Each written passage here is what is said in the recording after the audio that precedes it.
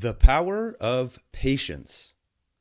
Today's message wraps up a series on basic success skills in achieving your goals.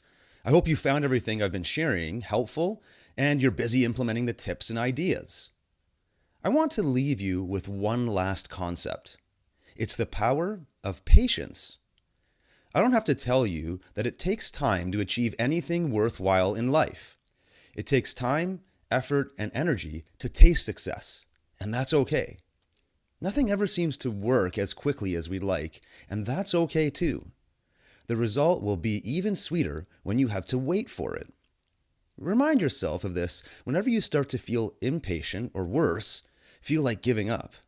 Patience is a virtue, and it's a powerful force. Don't just sit there and wait for success to fall into your lap.